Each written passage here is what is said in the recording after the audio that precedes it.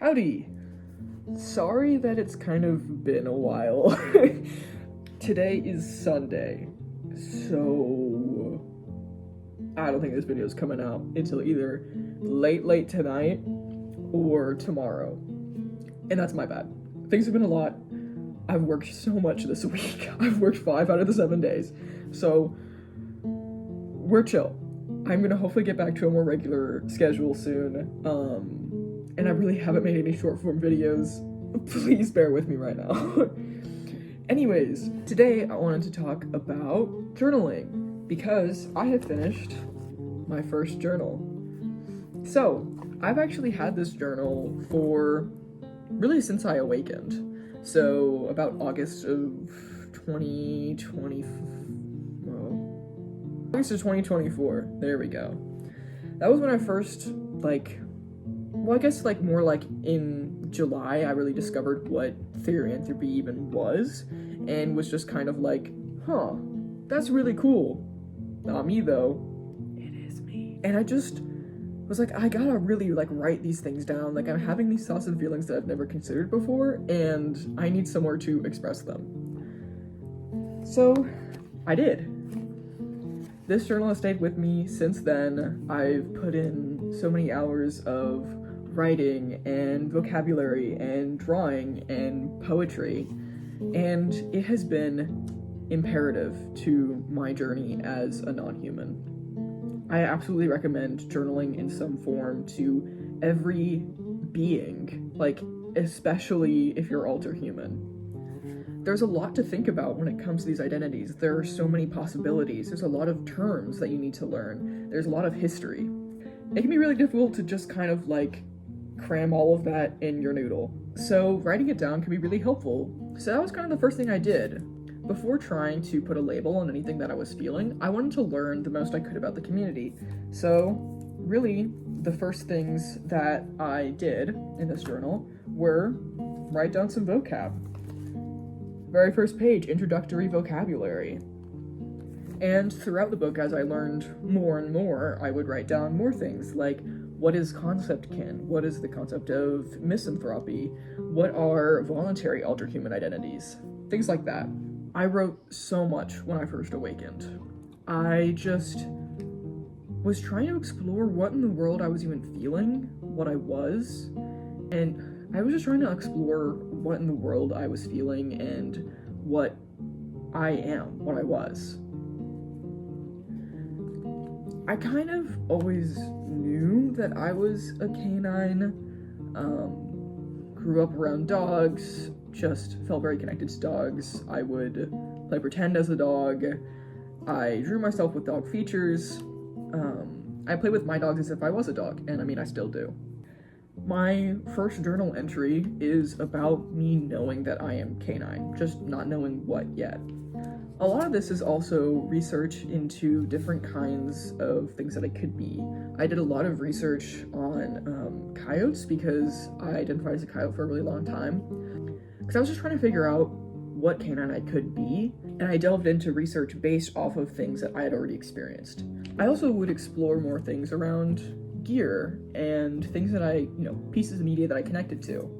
This is one of my favorite pages about gear ideas, just kind of learning as much as I could about the community and myself. I also would write down poetry. I like to write and make music. I'm just not very good at it. I'll probably post some of my Alterhuman related music here at some point. But that was really fun. I also drew and still draw a lot. I was questioning a lot of different stereotypes in the beginning. I was questioning being a coyote, I was questioning being a black-tailed jackrabbit, I was questioning being a bighorn sheep, a hawk, so many things, just trying to figure out what in the world I was. So here are some drawings kind of from that time. Drawing was also really helpful in figuring out what my dragon stereotype looked like. If you have watched my previous videos on my life as a dragon, then you'll hear a lot more about this. I really first thought I was a more Western looking dragon, which I really wasn't. I was also trying to force fur on myself because I was like, oh, I'm a coyote. I can't not have fur as a dragon, or else it's not valid. I don't know what I was on about. But continuously drawing myself and just trying to figure out what I looked like was very important. Just so many rough sketches are in this book.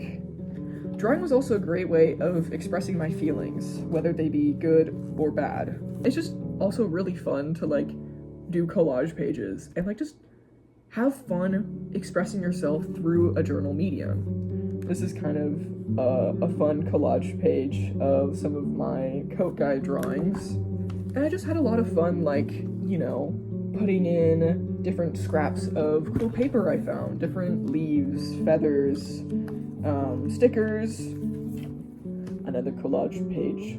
It was also fun. This is when I first found a creek bed that I really loved going and doing quads in. Like, it's just great to write down your experiences because it also gives you a physical representation for you to like go look back on of your journey as an Alterhuman. Like, putting down all of my thoughts and feelings and experiences has been so helpful in me just like progressing as a living being. I also have some traumatic memory loss from being medically abused, and so having this resource is really helpful for me.